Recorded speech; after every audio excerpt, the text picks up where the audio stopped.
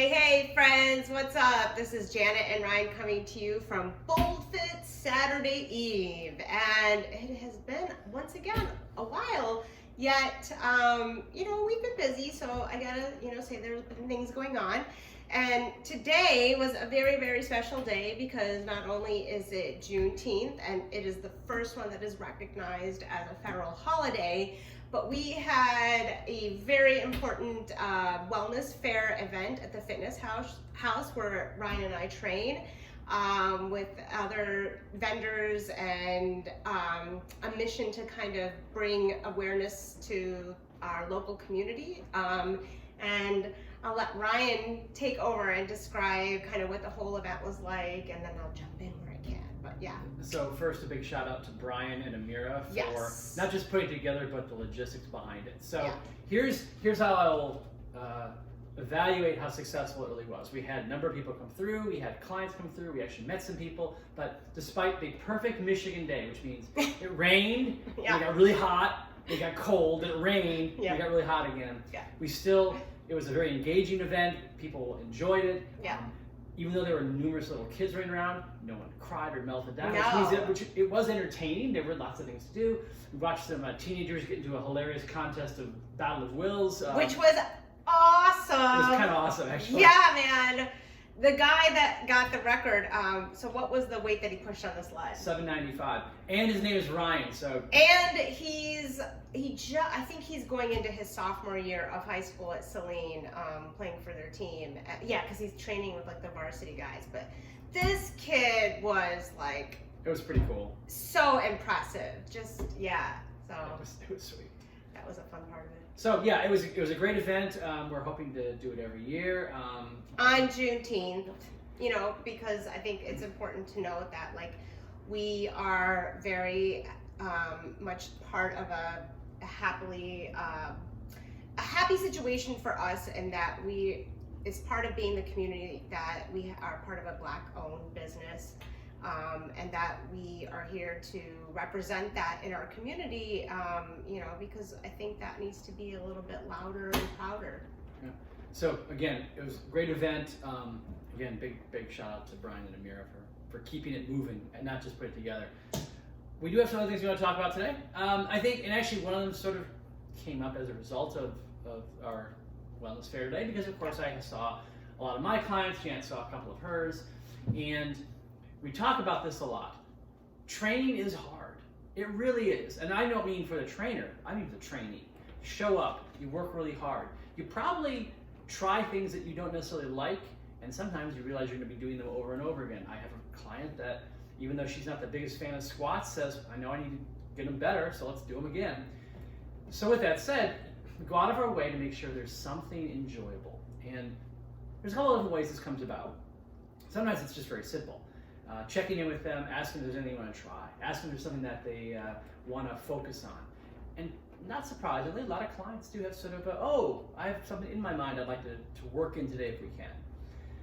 And then there's other little things. So for example, I put a couple of music lists together for some of my clients because, I listen to similar music as them, so we can enjoy it together. I'm not going to screw it up, so it's worthwhile doing. Music, good.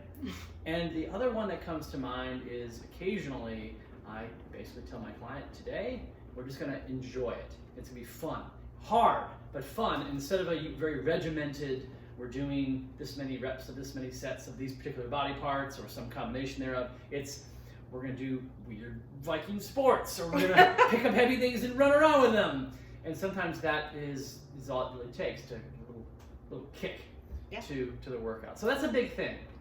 What do you think, Janet?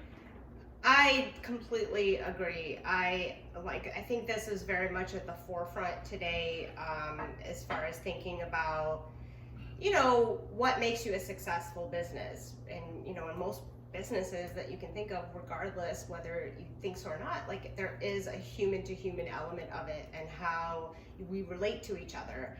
And it's important to understand that the people who are working hard and doing this need to be supported. And it's an interesting segue because completely unrelated to this, but related. This week I was watching some YouTube videos of a person who owns his personal training business and is obviously very well educated in his field, and he critiques other trainers and whatnot of things that they do wrong, and really basically like calling them out on their shit. Like, great example. He had one where he was critiquing Jillian Michaels in The Biggest Loser, which I cannot even believe that show is still on TV. But some of this is definitely more dramatized, and whatever, we can call it what it is. When I watch another trainer yelling, abusing verbally, getting in the face of, making like, remarks or really just dehumanizing a person in front of them who really has a lot of health challenges. They don't want to just pick somebody off the street that's like, in need of a little more refinement. Like, they pick people who are very, very overweight, have maybe never moved in their lives, and they treat them like dogs. And I'm so glad there's somebody else out there that's pointing this out to the public, because I feel sometimes that, and we've had this situation with clients where they'll ask us, and I think we mentioned this before, are you going to yell at me during training? And you had even probably more than I have, but it's just like, they've all asked. Every single one. In fact, to the point now, when I meet a new client, my introductory email where we kind of go through expectations, I have to insert, and I'm not going to yell at you. Yeah. And it's horrifying that that's actually an issue.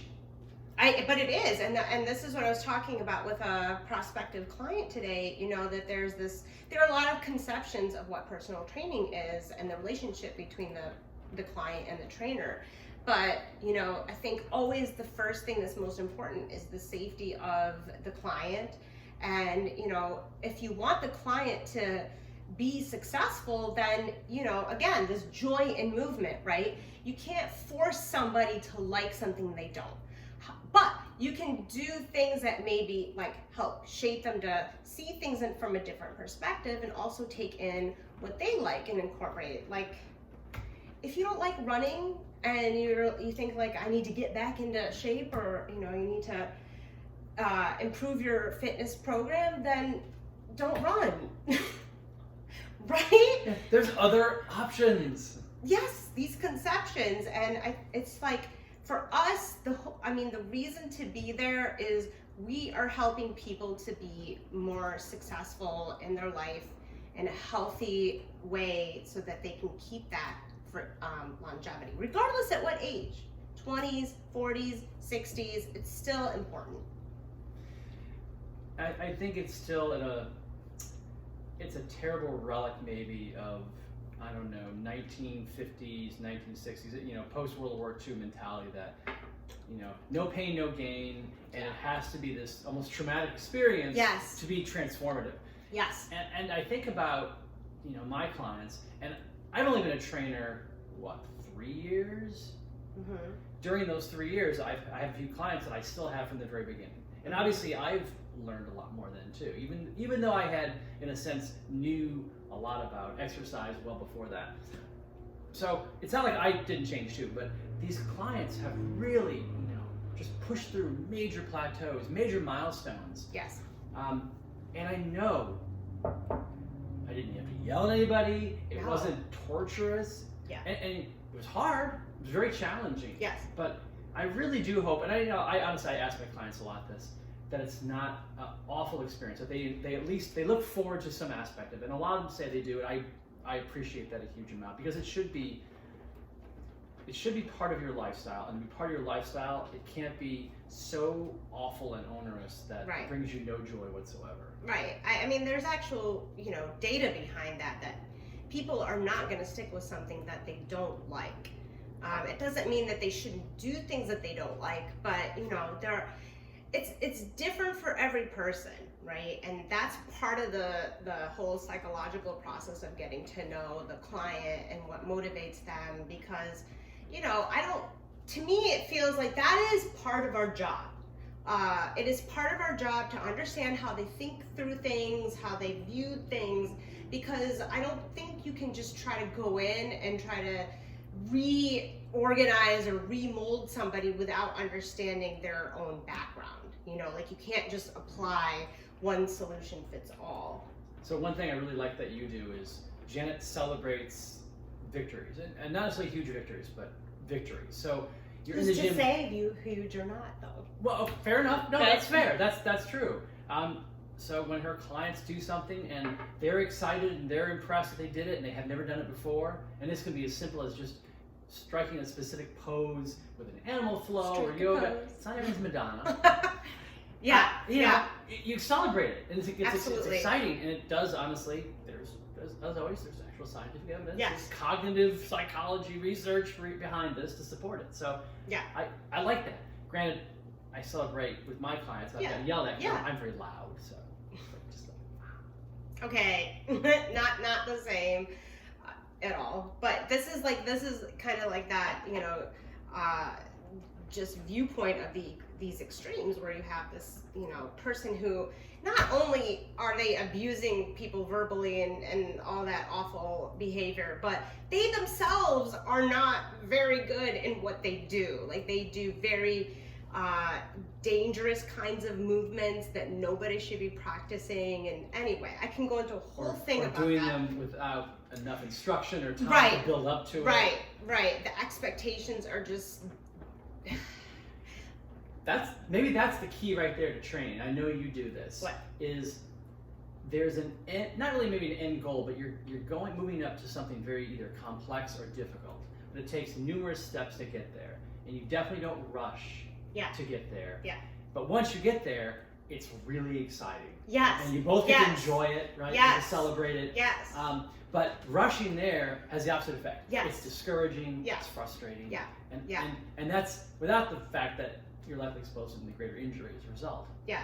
I mean, and this actually just had this conversation with one of my clients that, you know, the whole premise, I think, of any kind of training, right, if it is part of your lifestyle, there is a progressive aspect to it. Now, progressive doesn't necessarily mean it's 100% linear going upwards, right? There's, you know, we talk about this a lot. You are supposed to veer off of that from time to time and regress and progress. But that's what's actually considered to be normal. So I want people to understand that when they come to train that, you know, again, not every workout has to be balls to the walls, like I'm crawling out of here. Like that really actually shouldn't be the case most of the time. It's not healthy. I mean, I'm curious how often you sort of prepare your clients for that. I know at least occasionally it comes up where I'm like, look, maybe you feel a little more tired today, or today's just not the day when you feel it, right? Yeah. So don't take it as a defeat.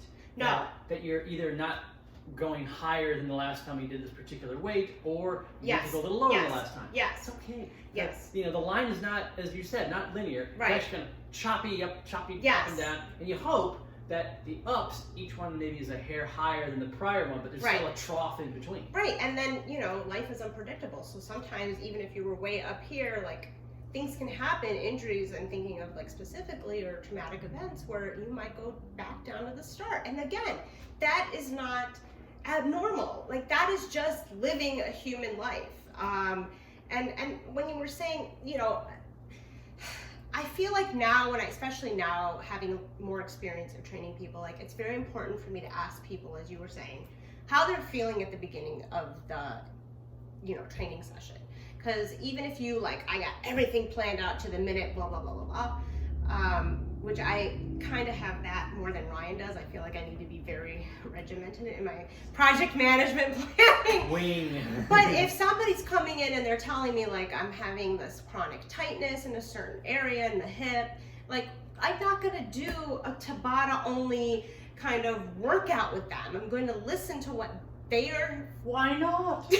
And then yell at them the whole time. Yeah, no, and you know, and that's not for every trainer. I mean, some trainers want to train people at a different level of performance. Sorry, that's funny. It's true, but I feel like it's, there has to be this way to understand that people are they're gonna face fears that are difficult, right? We say challenging. Yeah. Like times where they are pushing load that they think they can't push or pull, or going for like anaerobic timing, whether it's strength, whether it's cardio, and that's a very scary feeling to feel breathless, and how to understand that discomfort. That can't be done in a vacuum. That, I feel like that's a very important thing for coaches to be a part of, to help people be able to become more aware of their bodies and be secure in knowing that the mind and the body will do whatever it takes for you to survive. So we need to not panic or not necessarily go to that stress reflex all the time. And how you can use those things to approach your everyday life when you're presented with challenges that may be similar. So again, I think we should say this not just to trainees but also trainers. Yeah. It's easy to get frustrated. Yeah. And you feel like your client is getting frustrated because they're not Yeah. charging uphill the whole Yes. time. Yeah. And I think the simple lesson is, right, you have to take it in perspective.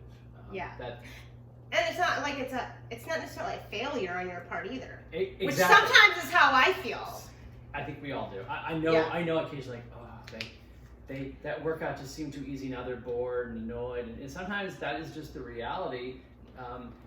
The example being, they came in and they have a little tightness in their lower back, and we're worried to push through it, and as a result, we have to be careful what we do. So it's not as extravagant, to use that word. Yeah. But you still work on what you can, and also, of course, maybe try to increase their mobility a little bit if that's the case, and send them on their way out.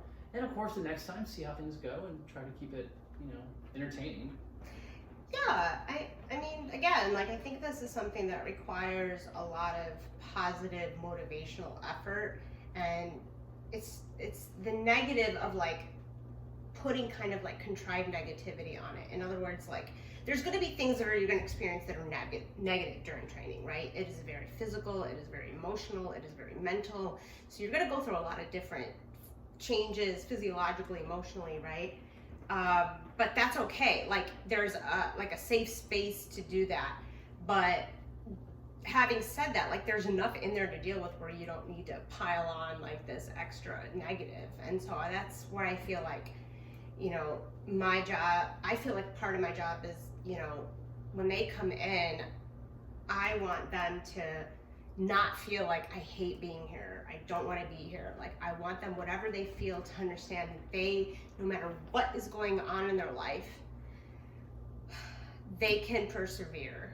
They can find ways to manage that don't involve things that may be unhealthy. Really, that's not done enough, I don't think. I guess I want to close on, I know for a fact that we as trainers, and also people that exercise ourselves and have our own goals, also do this for ourselves. Yeah. And I was thinking about that this week for myself, where I was sort of, I was really busy, didn't work out as many days, and I kind of felt like, when I worked out. I had the heaviest triple, as in 3 reps, on deadlift since I was 29 this week. And I didn't celebrate it because, of course, 2 days later, I'm like, I can't work it out because I don't have time, I have meetings. And it's sad that we don't reflect on things that way. And I know you do this too, where you're saying, I feel like hell, and I had a terrible workout today, when I know the day before, just because I'm in here watching her suffer, that she went through some almost, marathon-like self-workout the day before. We also need to be able to celebrate our own. Yeah. Right? Totally. Yes, everybody's kind of their own worst enemy, worst judge. We're really good at it. I know. The enemy part. I know. But see, I feel like this is where, at least, for us, having the same passion, even if we weren't personal trainers, even before this was that, just having somebody that understands. And you don't have to both be in the gym, kind of whatever. I mean, just having somebody that's supportive, because you are going to judge yourself very negatively in a lot of circumstances. And it's good to have somebody to balance you out. And maybe if you feel like you're all the way up here, maybe it's good to balance you out a little bit over here. All right. This has been excellent. Couple things. No, there's no Viking helmet at the end of this one. If you want to see that, you may have to watch a different video. Yeah. So throw that out there. No spoilers, because technically that video will precede this one. Yes, it will. And maybe we'll bring something entertaining to the next session. But in the meantime, please take care of yourselves out there. Even with the COVID epidemic finally subsiding, people are getting vaccinated. For now, we don't. For now, yeah. Now it's, take care of yourselves, take care of each other. It's been a long road, for sure. Yeah. Be in the moment. Live every day. Seriously. You don't know what's going to happen tomorrow, and it's not meant to sound cliched or trite, but... Janet constantly quotes Ren. It's just a constant. No day but today. Everybody, take care of yourselves out there, and thank you. You're BoldFit, signing off. Bye, my friends. Take care.